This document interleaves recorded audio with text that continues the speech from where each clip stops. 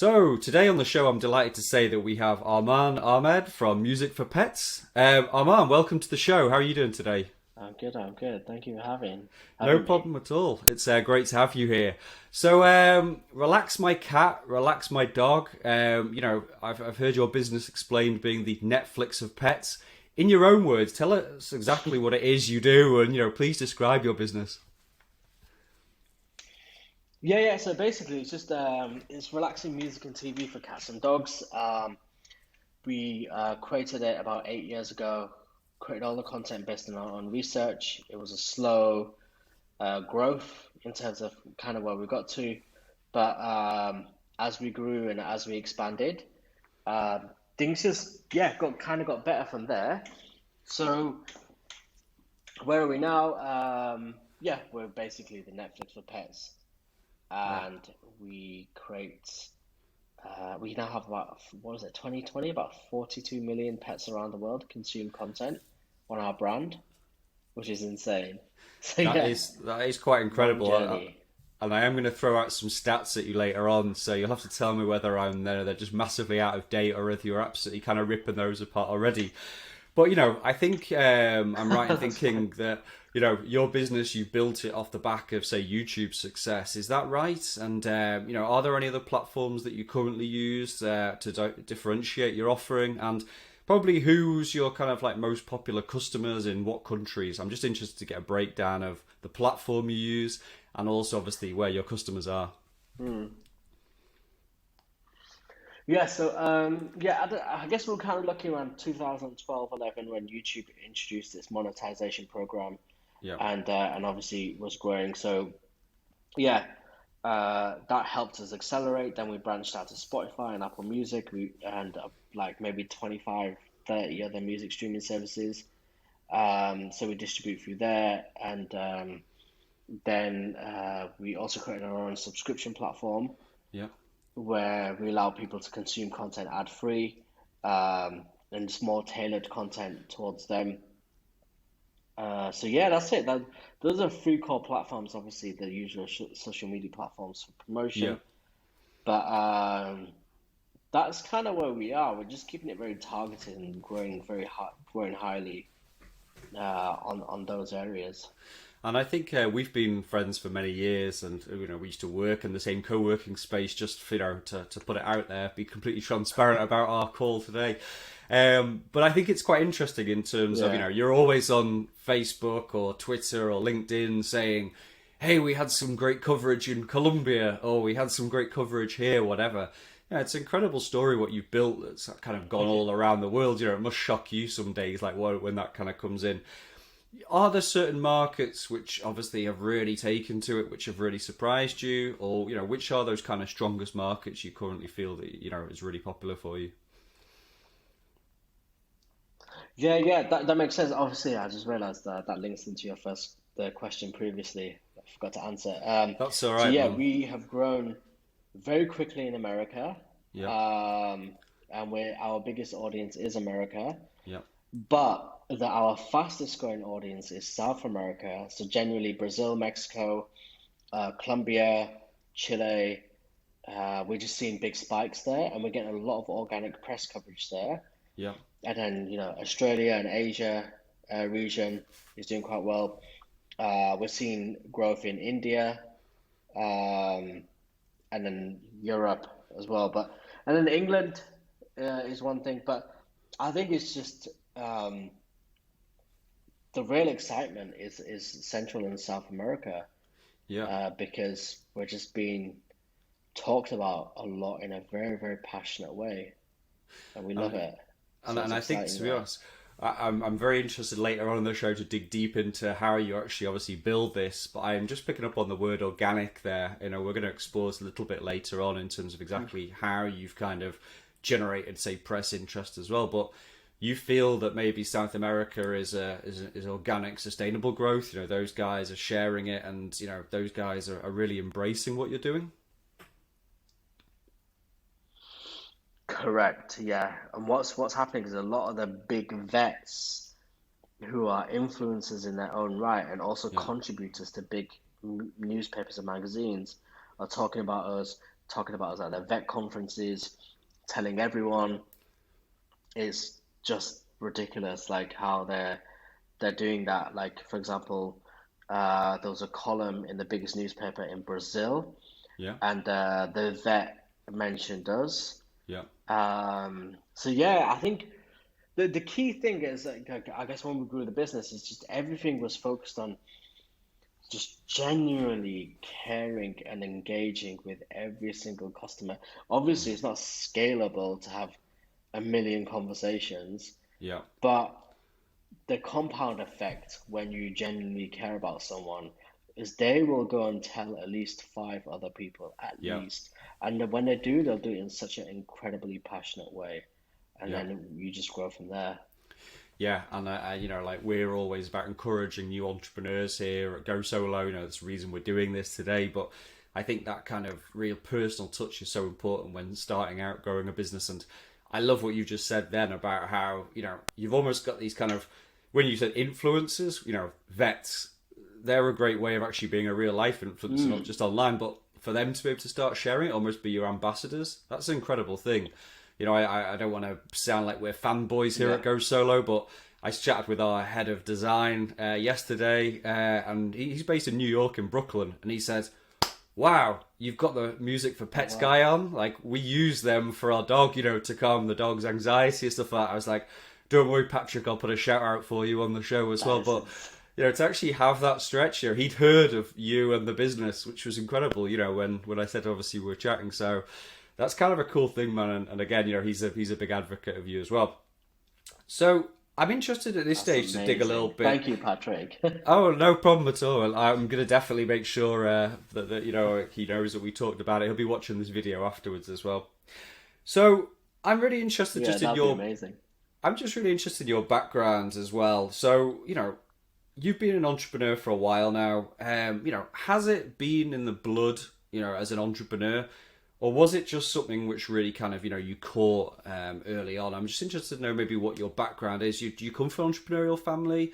Or is it something you've just really kind of like taken to over the years? Yeah, I guess like I come from an entrepreneurial family. Like, my granddad, he owned a post office. Like, all my uncles are entrepreneurs in their own right in some way.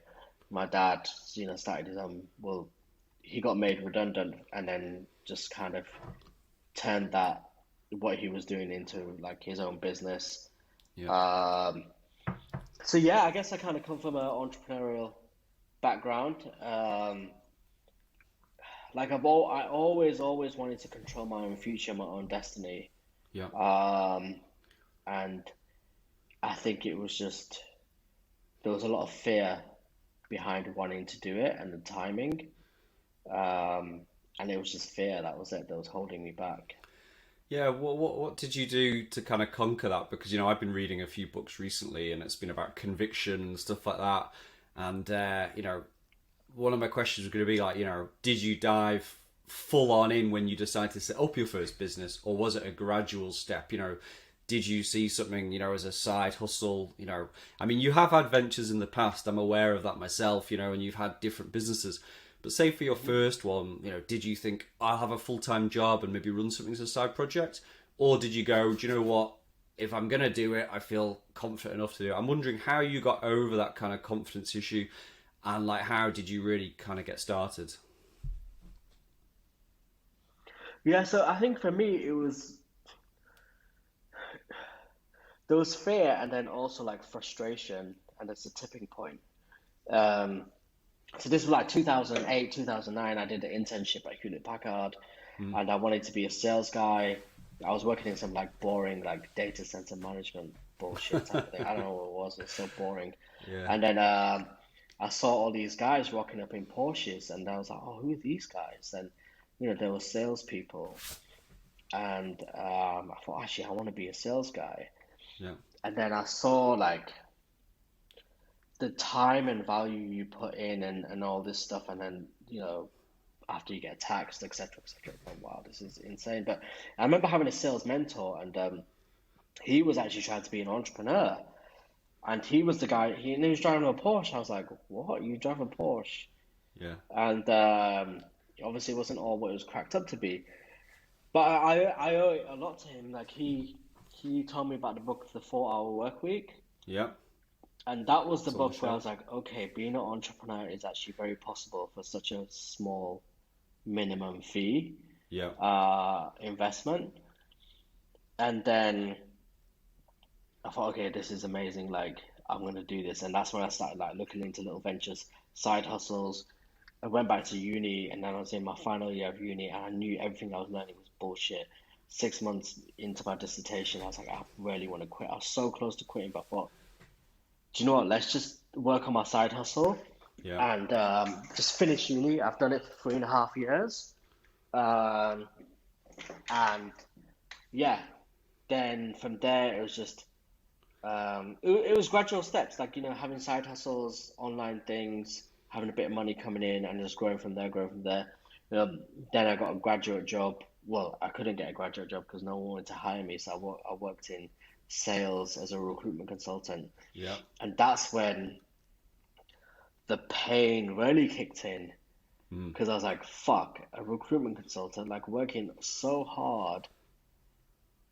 It just made no sense. And then I looked at people around me that were like, 25, and I was like maybe 24 at the time. I was like, shit, you guys look like shit. It's like Yeah. those wrinkles kicked in early, and and then I just saw the level of stress and how it was taken. And then I think there was a tipping point uh, between pain and fear. Yeah. And the pain of working in recruitment became so much that the it was worth taking that jump. Yeah. The fear wasn't that bad. And that's and I'm very glad for that experience. Like, working as a recruitment consultant was amazing because it taught me a lot about life skills. Mm. But it just wasn't a scalable like Yeah. job. And so that was it. And I think I'm kind of glad for that experience because it can be so easy for you to get in a comfortable career and then realize you're 45 and be like, oh shit, what have I done with my life? Yeah. Because you had a good career and you made good money, you had a good life and all that, and that's fine. But you'll hit that point and be like, what have I done? Like, genuinely, what have I done? Like, what impact? So I'm kind of glad at the age of 24 I took that leap. Yeah. And at the time I was only making 500 quid a month. My job was paying me two grand a month, but I felt so grateful for that 500 quid a month because I knew that this was something. I was creating something of value where money was coming in for me, and all I need to do is just turn it up a little bit, and eventually I'll match my salary in recruitment, and then eventually I'll beat it. Yeah, I mean, I'll be honest with you, mate. There is nothing like a kick up the ass than actually ending up in a job where you're just like, this is dreadful. It's almost like the extra motivator, isn't it? If you needed a reminder that what is your existence on planet Earth for, then it's actually being in a crappy job you don't enjoy. That makes you think, right, what can be worse than this? Because if you do go out there and try and it doesn't quite work out, then what's the worst that can happen? You'll have to start again, but it's not like you're starting from an incredible job or millions in the bank that you've kind of splashed through as well. I'm interested as well in terms of some of your Yeah. motivations. Like, I know before Music for Pets has become a big success, but before that, obviously, you had another startup and you were quite far along that, like you had a team, like you had investment, you were having some success there as well. How did you kind of almost dig yourself back out of that when that didn't, get going how you thought it was going to do? Like what kind of motivated you to get kind of back on the horse and just say, do you know what, I feel like it? Because, as an entrepreneur, you've got to get that fire in your belly. You've got to feel like you're 100% committed and really, driven to do it. What kind of made you kind of get back on it? Were there any, did you feel down after the last business didn't work out? I'm just interested to know like what your kind of emotions were at that point.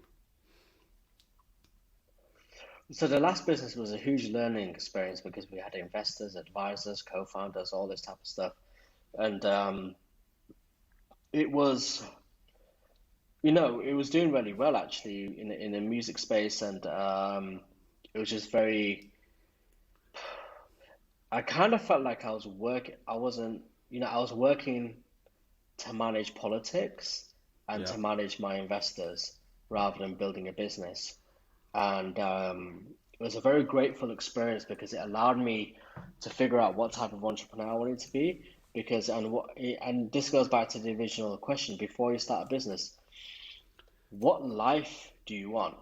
Mm. Do you want a life of where you want to be a CEO, where you IPO and you work 100 hours a week or whatever? You're like Gary Vaynerchuk, Yeah. because a lot of people want to be like that, and that's fine. And I realized I don't want to be like that. I had to be honest with myself. Like, actually, I'm quite a lazy person. Like, um, and then, just mentally, I just don't want to be dealing with this shit, like raising Yeah. money and, eventually exiting and whatever. And I thought, hmm. And, luckily that kind of all, well, kind of fell apart. And then the biggest turning point was me is like, I remember um, going into a meeting room and I just drew two paths. I thought, okay, if I continue with this business, I'll raise money, I'll exit, I'll work like a dog. Yeah. Or I take Relax My Dog and Relax My Cat, which was a side hustle, which was making £60,000 a year at the time. Yeah. And I grew it to a business that makes over £1 million a year. But I know it's 100% mine, it's all my control. I can do whatever the fuck I want with that money. I don't Yeah. have to answer to anyone.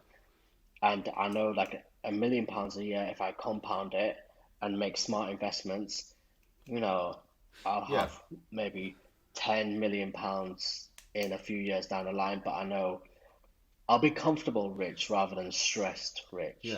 So you And kind of built it in like a um, sustainable way. You feel like you've managed to build a sustainable business there. Is that what you're saying?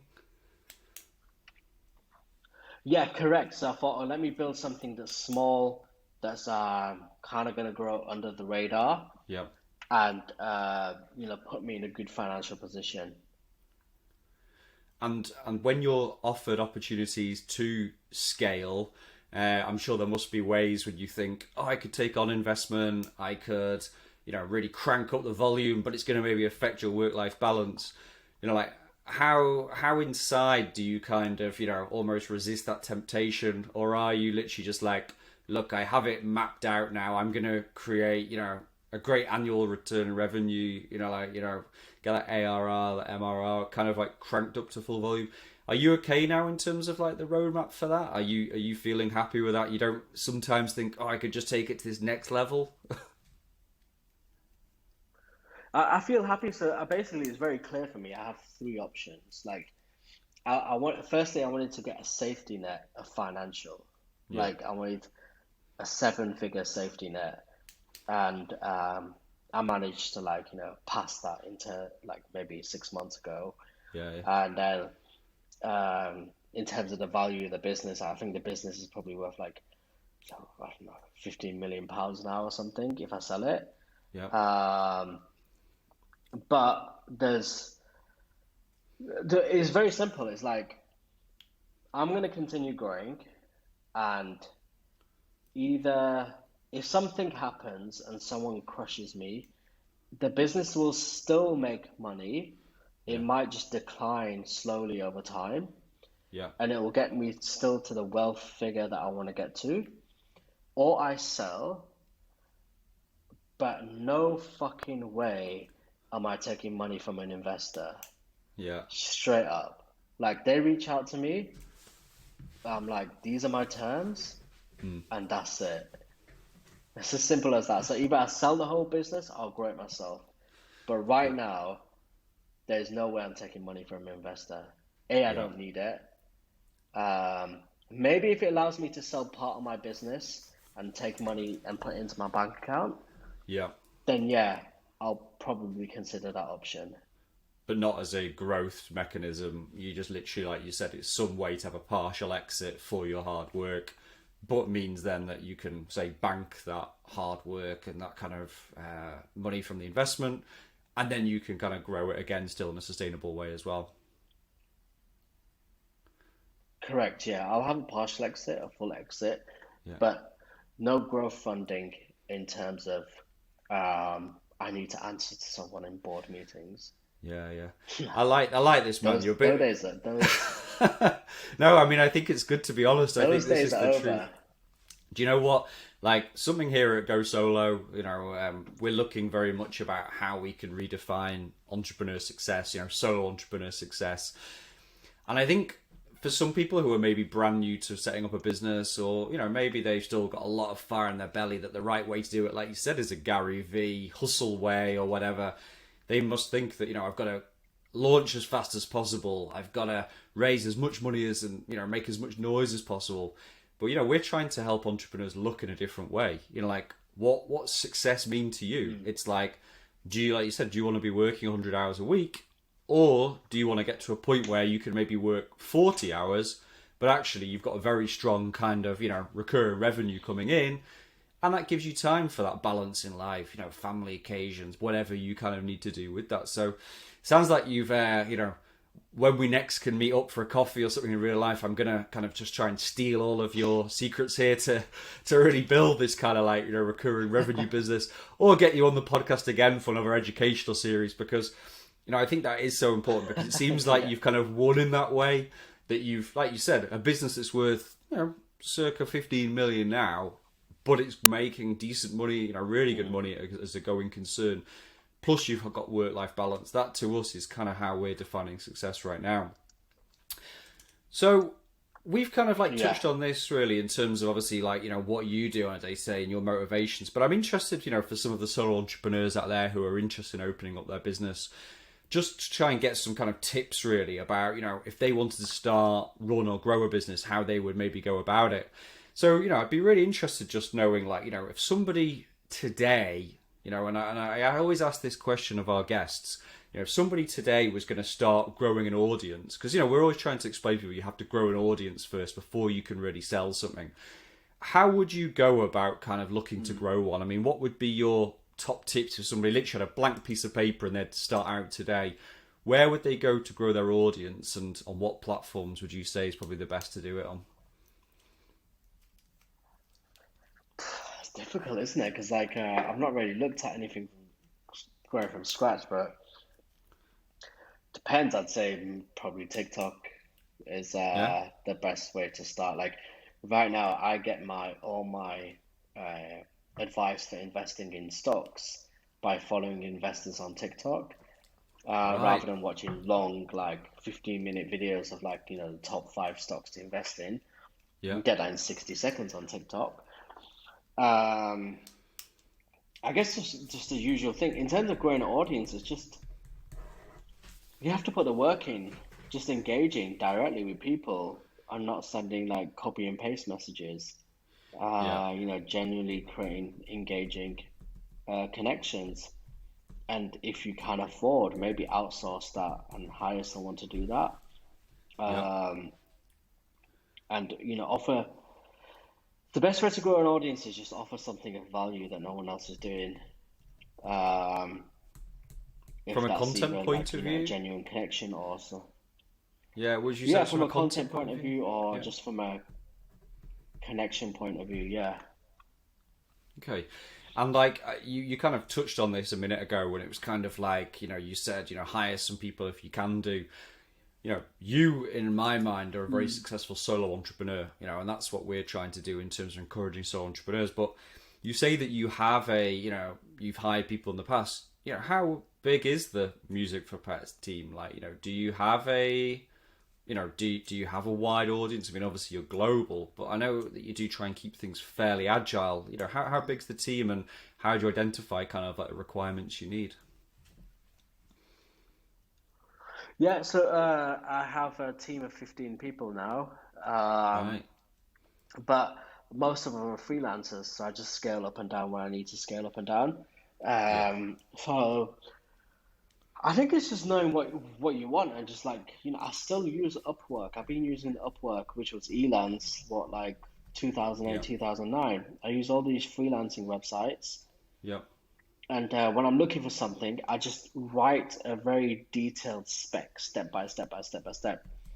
And then, just have an interview funnel, shortlist, etc. Just hire them, set a deadline, and that's it. And if there's any disputes, it's easy to manage through Upwork anyway. Yeah.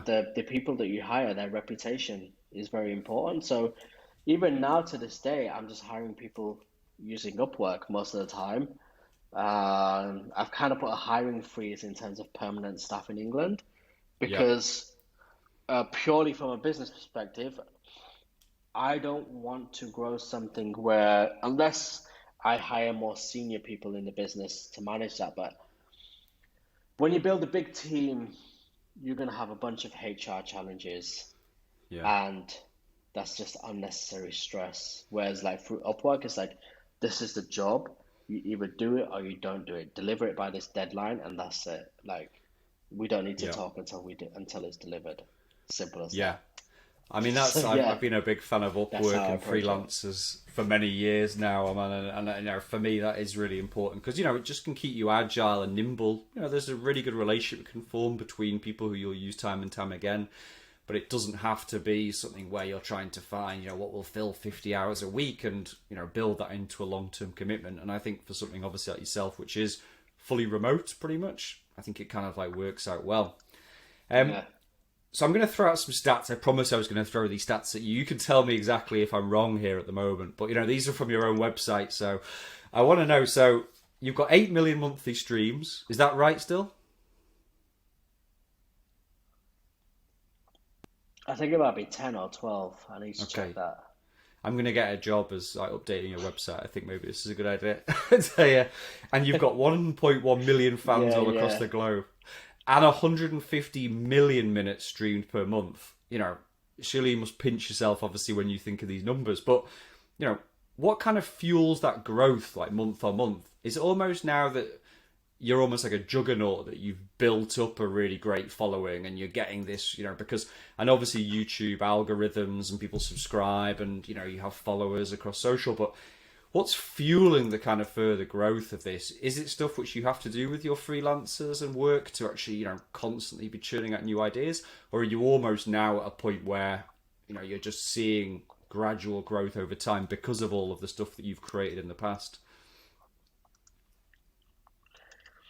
Yeah, it's just kind of I think a lot of it is gradual growth, but a lot of it is just kind of just the continuous same thing day on day, engaging with our fan base. But I think if you got, so going back to the stats, if you got them from the Music for Pets site, I Yeah. need to delete them because they're quite old. But just to give you an idea, for 2020, we had like so Relax My Cat, Relax My Dog. We had about 42 million pets around the world consume content on our platform, Wow. and they have consumed in 12 months 13,173 years of content in 12 months, Wow. Now we're going into which years is like territory. That's impressive. exactly. Oh, if you want it in hours, it's 115 million point 4 hours in 1 year, That's a lot of um, which is cats and insane. dogs And that are then chilled our out. exactly, yeah, and then our views and streams is about, so basically in 2020 we had 181 million views Right. Okay. uh in 1 year. Okay. Well, that So yeah, it's been massive for us. and like you said, you've put the work into building these assets. Obviously I've used it for my cats myself in the past, and I'm looking around at some of your stuff on YouTube. With millions of views, and these stuff was built 2 or 3 years ago. So I guess it's fairly evergreen that you're going to get people constantly rediscovering that kind of as well. Correct, yeah. So one thing I'm really interested in, and this is quite, put it this way, when I typed in music for pets yesterday on Google, I saw Mm, a few things coming up on Google's front page to do with Spotify, to do with other potential competitors that have come to the fore over the years. And we're living in this kind of like world where there's a lot of consolidation going on at the moment. There's big business, if you will, like Apple are offering Apple One, Peloton are trying to dominate the fitness market, Spotify are doing all sorts of different things. What do you see these guys as a big threat to kind of like what you're doing right now? Or do you actually see this as almost that opening up the category further for, music and pet related services? How are you competing, and how do you feel about So the Spotify pet playlist, I think last time I checked, was a complete flop. that? Um, I, yeah, I don't think it got anywhere. I tried it. To experiment with the data, Yeah, and all it did was take music from my playlist and figure out what my dog likes. So it right. created a playlist of Skepta, Tupac, Drake. Like, I'm sure that's not going to relax a dog. Yeah, So yeah, I so that was it. So it just took like grime and things like that. So in terms of like where we are right now, like I'm always worried, yeah, always paranoid as an entrepreneur that I can get crushed, and yeah, that's fine. But right now, from an SEO perspective, because we have a bunch of brands that we own yeah, and we send traffic to all of them, and because yeah, we get loads of press coverage, that gives us huge backlinks from an SEO perspective. Like we seem to be doing quite well. We keep an eye on all competitors. yeah, We see that a bunch of competitors try in the space and then they give up.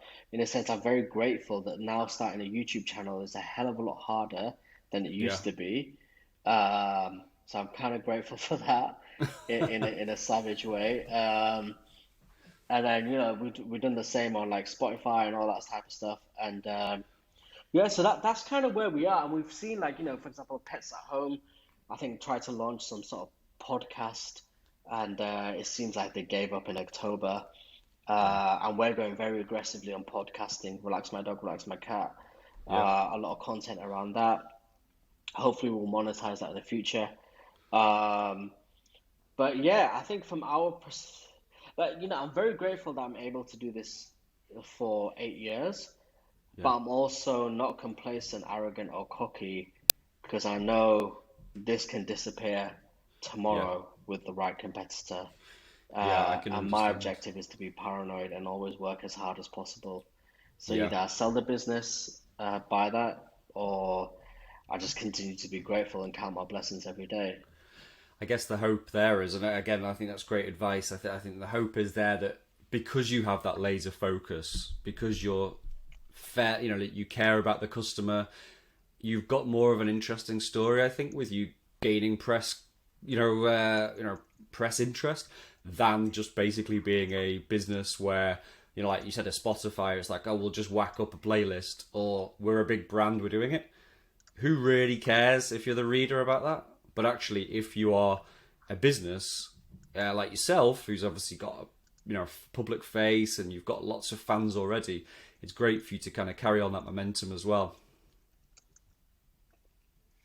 Yeah, exactly. And one of the things I'm doing now is actually recently is and this is definitely not scalable whatsoever, but I'm setting aside some time where my team are just getting people to book in like events on Calendly, like Yeah, fans, our hardcore fans, yeah, and I'm having 45-minute calls with them, and right, like the stories you hear and all that stuff, like and how they're just the word of mouth and etc. etc. It's just like it's fucking insane. Like, yeah, and it lights a fire under my ass to make my why stronger. yeah, And yeah, I guess it lights a fire under their ass that, oh my God, I'm speaking to the CEO for 45 minutes and he yeah, genuinely is a nice person, he cares, etc. And then they'll just tell even more people.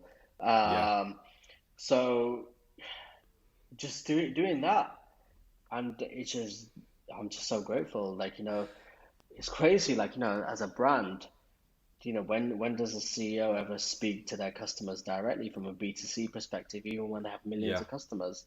Very rarely they do that. Exactly. I think you expect almost some kind of conference, where it's like, stage managed and whatever. Whereas I think that personal touch is very helpful. But, I think obviously the kind of, the total addressable market is obviously so huge, and people love their dogs and their cats and every other kind of animal. So it's a very shareable thing. It's one of those dinner party conversations, I guess. We've been talking about Contagious and whatever, that kind of startup book. And it's like, what will you discuss with friends that's going to create that incredible word of mouth? And actually, yes, it's things like this, oh, your dog's got anxiety. Oh, your dog's feeling down. Your dog just needs to relax a bit more. Check out this. And, it mushrooms from there. It shows that you really care. Final question on this as well, because, you've always come across a pretty chilled out kind of guy. But, as an entrepreneur, how do you approach work-life balance? I mean, I know obviously you've been talking recently about building sustainable business, organic business, but, how do you take a step back and keep it all together? Because I guess some days you just think, holy shit, like you said, it could all end tomorrow, but you also have made incredible progress and you probably don't want to be too flippant and give it all up tomorrow. And what sort of things are you putting into your day-to-day to give you a great work-life balance? Again, we've been talking about what success means, but what are the things you're doing to keep yourself healthy, fit? Like what kind of, are you doing to balance it all every day? Well, about 6 months ago, I got a life coach, so that was helpful. Okay. So Online right or now, in like real I'm life? working out every morning. Is that online or in real life? Or Well, he's from England, but now he's in Mexico, so I guess it's just a okay. virtual life coach. Yeah. Yeah. But yeah, he's working out every morning. Just simple things like gratitude. Hmm. Just being grateful that you can breathe, you can walk, you can afford to eat, things like Yeah. that. That really sets your mindset of, the glass is half full rather than half empty. Yeah. Starting your day that way, it puts you in a very good place. And then from there, just keep enjoying what you do and being sane. Like, not saying that every day is amazing or every day is perfect or whatever. I definitely have my ups and downs. I Hmm. definitely, even now, sometimes I feel like I just want to quit or just sell the business or whatever it is. Um, but then just reframing your mindset that, like, wow, this is amazing. That, even if you create a business that has an impact on like 5 people, Yeah. just be grateful that, oh shit, like I created something that had an impact on 5 lives, Yeah. even if it was for like 10 minutes, you know, and then from there, that just kind of reins you back in and brings you into a place of sanity because you can see people, obviously, I look around, I would get jealous. So and so's created a it was a social chain, created a $200 million business or whatever it is. Like, obviously, I don't know Yeah. exactly how much of that is press and how much of that is like, real numbers. And then looking at uh, looking at Gymshark, for example, billion pound company, and That's he's only incredible, the Gym Shot 27, story. Yeah. and I'm like 33. I'm gonna be 34, and I've created a 15 million pound company. What the fuck, like, etc., etc. But then you just need to rein it back and just kind of look at your path and where your genuine happiness is, and also like knowing that this is the path you chose. Like, look at Ben Francis. I'm sure he works a hell of a lot harder than I do, and that's Yeah. why he's built a billion-pound Gymshark, and that's why I've built a business that's worth 15 million, Yeah. because I've kind of worked in the path that I'm comfortable with. Yeah. Because a lot of people, all they see is the success around like Gary Vaynerchuk working 100 hours a day, all this stuff. And that's what they see success as. Whereas, like, it's okay to be a digital nomad when you make like 3 grand a month, but your outgoings are a grand a month because you live in Mexico or Yeah. wherever. And if you're happy with that, that's cool. You don't need to be chasing something else. So, um, yeah, there's ups and downs, 100%. But just be present, enjoy the Hmm. journey, and be I'm grateful for the small things. I'm loving these chilled out vibes here, man. Again, I start my day off with yoga and meditation every day, and if I miss it, I'm not as productive. I don't feel as switched on or focused. Those are the kind of things you have to build into your life. But again, gratitude is such an important thing, I think, as well, because just actually starting that out, that, no matter what happens to you on a daily basis, having that gratitude is so kind of important. So I'm pleased to know that you've got that kind of bit balance in your life. And I think having a life coach is a good idea. I think like once you get to a certain point, like you do, I think probably finding ways to keep it all together is so important. So we're going to quickly now go into our rapid fire round, which is our final stage, which is what we ask all our guests. And this is a great opportunity for you to, maybe just give us a little bit more details about kind of, what some of your favorite things are in life. So you can make it as rapid as you want. You can kind of, give us a little bit more kind of meat on the bones, if you will, do as we go through it. But I'll go through and obviously just get some answers from yourself. So who are your favorite entrepreneurs in the world, and why? There's only two because they had a huge impact on my life. One was obviously Tim Ferriss. Yeah. And why? Because he was the one that obviously showed that you can be an entrepreneur and have a good lifestyle through automation. And then the other one was Tony Hsieh, the founder of Zappos, and which is, I was so sad because obviously I heard that he passed away like 2 or 3 months ago. But his book was incredible because it was all about customer service, and that's how, even though he was just selling shoes, people were going to him because their customer service was incredible. Yeah. And those are my two favorite entrepreneurs because those are the ones that have had impacts on me within my business. Well, you know what? I haven't got Tony Hsieh's book, but I'm going to pick it up now that you say that. There's been some great suggestions from some of our guests in the past, so that's a good one. I always like it when people come up. Tim Ferriss, again, I've been a big fan for many years. I don't know if you've checked out his latest interview with, Guy Raz from NPR. He does How I Built This. I don't know if you ever listened to that podcast, but it's a good one. It's very accessible, but he actually interviews Tim Ferriss about his life. But How I Built This is one of my favourite podcasts, and it's really weird to hear Tim Ferriss being interviewed about his kind of life, but it's worth checking out. Damn, I totally forgot about that. I used to follow that podcast. Thanks for reminding me. I used to listen to it. It was amazing. And there's another podcast called Business Wars. I don't know if you've heard of that. Do you know what? I did used to listen to that as well. I think I subscribed. But again, when you start listening to too many podcasts and then you have a million of them, and let's me just tell everybody out there, make sure that Go Solo Show stays as one of your number one podcasts to listen to each week. But yeah, I mean, basically, you're right. I think Business Wars was good. It's good to be kind of reminded of these as well. And in life, I mean, whether it's somebody you know or whether it's somebody who's just really far away, who's probably been the most inspiring person that like you've been inspired by? It can either be the two of the guys you just mentioned, or it can be someone else for personal reasons.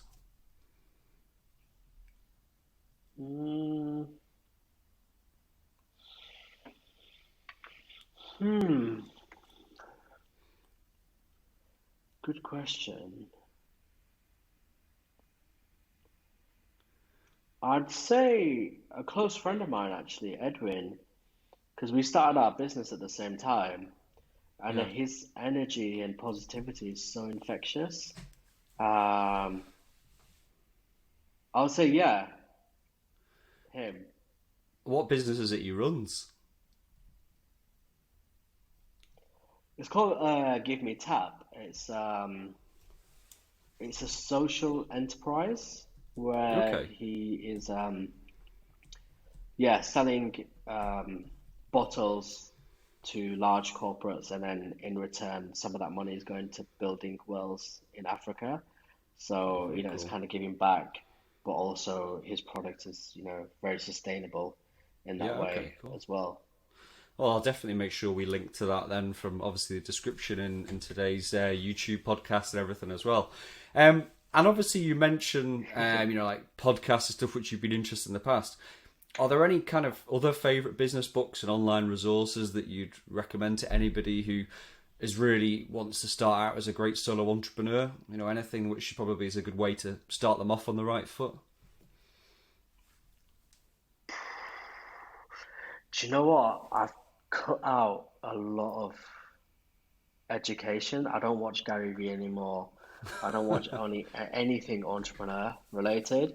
Yeah. Like, I listen to Business Wars for because it's written in a very entertaining way, and sometimes you can pick up some interesting things. But in all honesty, like my where I'm right now is around books around meditation and mindfulness. Yeah. The one that I'm listening to right now is called The Untethered Soul. Right. Okay. Um, so I'm listening to more stuff around just, I guess, mental related things. But Yeah. business wise, Gary Vee is cool, but he was cool at a certain time. Now it's just the same shit again and again and again. And Yeah. it's just really trashy. So I don't listen to that anymore. Or watch any of his stuff. Um, there's nothing out there in terms of entrepreneurial content that I have any interest in. Yeah. It's all around self-development and the mind. Yeah. Do you know what? The Untethered Soul is going on the list as well, so don't worry about that at all. We've had we have all sorts of abstract like suggestions, and this is a good thing because I don't want it to just be the same books every time. Like read the Exactly. Eric Ries or whatever, which again can be great books.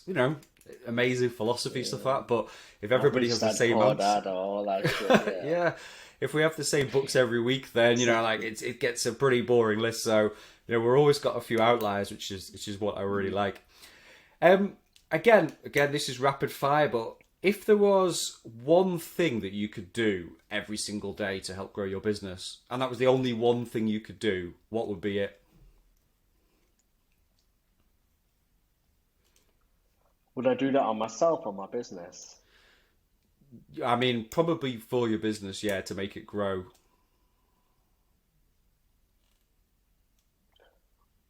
One thing I would do for my business every day to make it grow. Hmm. That's a difficult one, actually. We can always come back If if you I want was it. to do one thing every day, I'd say, like, it wouldn't be on my business, but it'd be more on myself, which would help on my business. So I'd, Yeah, like do meditation. Like I'm yeah, not as strict as I should be on that, but when I yeah, do meditate every day, that then allows me to think about my business in a very clear way. Like, being strict with even my morning routine in terms of working out. Like I work out, but my effort right now is like 60, 70%. Um, so if I was 100% on my workout, 100% on my meditation, I feel like definitely I'd be in a clearer mind to then be in a good position to yeah. grow the business a lot faster. Because then that would make me basically my thing is that it's efficiency. I feel like I can be a lot more efficient than what I am right now. Yeah. And then that opens up a whole area of growing the business. I agree. I mentioned it before, but I think you've really got to set yourself up for that. And if only there was a way, there probably will be in 50 years' time where we reprogram our brains and we just press a button and we're set to meditate every day or something. But it as a thing which you can do if you could do 20 minutes every morning. Honestly, it just gets the There is a way momentum to going. reprogram your brain actually.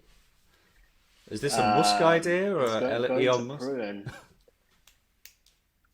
no, It's go to cool. What? Peru and do ayahuasca. So I believe I keep reading about this, and it might be one of these. It might be one of these things that we have to revisit here on the Go Solo show. Have you done it yourself at all, or No, no, but I've heard about it, and I've watched loads of documentaries about it. yeah, It's so interesting, like in terms of obviously it can be actually quite a mentally painful experience as well, but apparently it's a way of resetting your brain. yeah, Um, and there's loads around it actually. It's because it's like what's the best way to describe it? The best way to describe it is like say you're skiing, there's a mountain and you're skiing down, and more and more people ski down, and eventually you end up creating grooves, and then you yeah, start skiing down those grooves. So, like, if you have negative thoughts, basically, your brain is creating like stronger conditioned connections or around those something? negative thoughts.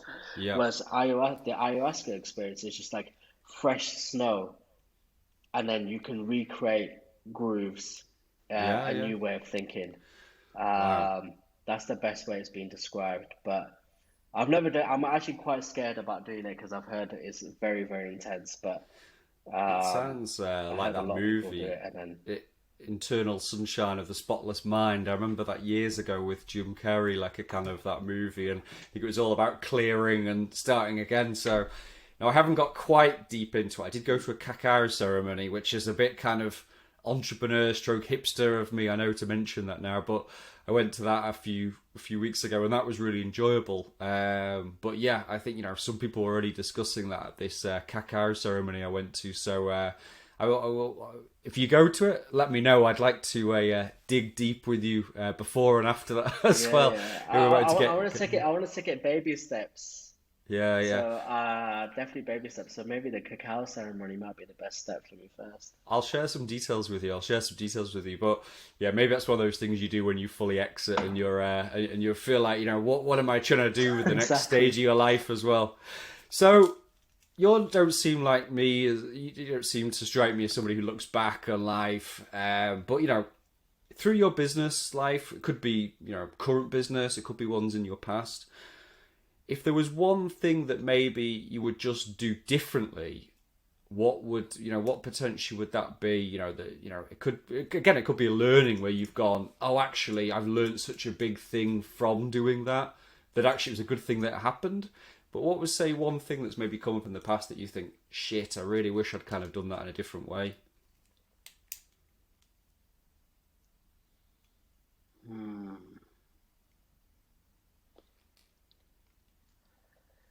Maybe to not have gone. Actually, no. To be honest, I'm glad.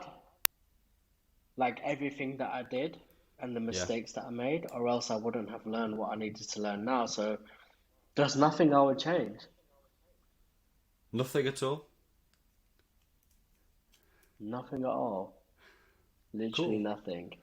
This is good. This is good. Wow, this has gone down a much more kind of hippie-ish, kind of trippy route than we expected today. But this is a good thing, This is why we're doing it. Do you read? So, we're all about more about the person than the vision for a massive business. Because, like you said before, it's a case of balancing yourself as a person, especially for solo entrepreneurs. It's a lot of it is keeping it together and working on yourself to grow your business as well. Um, We've talked about this, but this is probably soundbite territory now. So let's just put it on the spot. If somebody said to you, "Oh man, like, what ultimately does success mean to you as an entrepreneur?" What would you basically say it would be if you could sum it up? Freedom. One word. Freedom. Okay, I like one word. This is good, actually. I'm going to use that now, actually, for one of our video clips. This could definitely be put in there. But you're right, freedom is so important, actually, and actually being, fairly autonomous as well in your life. For those people out there who are thinking of starting a business, and thinking about going solo, what advice would you give to them, based on your own life? Literally just go for it. On the other side of fear is greatness. Yeah. Simple as that. And fear isn't what it's cracked up to be. So do it now before I guess the anxiety kind of builds up. I'd say just do it. Just do it. Damn, I would patent that if only Nike hadn't stole it before. But I'm gonna have to. Exactly, exactly. Yeah, that would have been my caption or hashtag for the whole business. But I think we might need to. I might need to think that. But it's kind of true. Really, it's a case of getting on. Yeah. I read this quote and it was something like the the right time to plant a tree was 10 years ago or something. But the second best time to do it is today. So I guess that kind of ties into that really being, one of the most important things to do. And really just one of the final questions we've had, what's your kind of vision for your business over the next few years? Do you see a way to, diversify your offering? Have you thought about maybe going into other areas or, or do you want to keep streamlined? Where's your vision going in the next few years? Right, in all honesty, like I look at my business every 6 months. Yeah. I don't look at any beyond that. So in 6 months, all I want to do is just like look at doubling my numbers compared to what I did in 2020 Yeah. on YouTube, on every music streaming service, and then just kind of growing the subscription side. We are looking at doing a bit more merch, so we will look at expanding a merch line. Yep. But that's it. I don't want to be too spread out and too diluted. I just want to double down on everything that we do really well and just take it 6 months at a time. And as we continue doing it, just making it more difficult for people to compete against us. Yeah. It's literally as simple and as focused as that. That's true. I think that makes a lot of sense. Like you said, it's always being aware of what the competition are doing as well. And like you said, I think you were saying before, it kind of keeps you motivated that you have to adapt and not rest on your laurels. Final question. What is your favorite stream? Like, what's your favorite video? I know I find your music quite melodic. Forget Just for the Cats. I find it puts me to chill out zone as well. What's your kind of favorite video that you've maybe made over the years? I'd say like it's difficult, isn't it? We have like loads of videos. Um, what do I find relaxing? I like watching Relax My Dog TV. There's a lot Yeah, of interesting things on that. Like virtual beach walks is very trippy because it's color graded. yeah, Um, and the music and all that type of stuff. So I love watching Relax My Dog TV. Some of the things we have on our other channel, which is for humans, is a really good virtual, like not virtual, but like 3D animated fireplace footage. Is so yeah. relaxing. So we've done stuff like that. What else is there? And then just the old stuff, like back in 2012, but I think because it has a lot of memories attached to it Yeah. as well, that Well, I like kind of going back to. I remember actually when lockdown one hit, the first one, back at the start of last year, and it was very much kind of, getting really nice beach footage up on the TV or whatever in a relaxed way. Just some kind of colours of blue skies and blue sea and stuff like that, something to chill you out. So I might have to start revisiting that again. We'll see how 2021 goes as well. So, cool. Well, do you know what? I've really enjoyed chatting today. I think there's so much here which is going to inspire entrepreneurs to, get started on their business, to run it in an efficient way, and also hopefully lead to that growth, which will get it to where you're at. I think it's incredible to think that, like you said, you set out as a side project for Music for Pets, but now it's a £15 million business.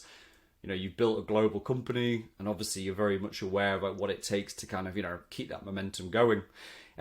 Please can you remind everybody where they can find you? Like, where would you like to point people to? What's your website and social addresses? Yeah, just Relax My Dog, Relax My Cat. Find it on YouTube, Facebook, Instagram, Twitter. But yeah, just check it on YouTube if you've got a pet. Amazing. Thanks very much. So, Amman from Music for Pets, thanks for taking the time to meet us today. And here's to a successful future ahead. Cheers. Yeah, thank you for your time. I appreciate it. Cheers. Cheers, mate. Thank you.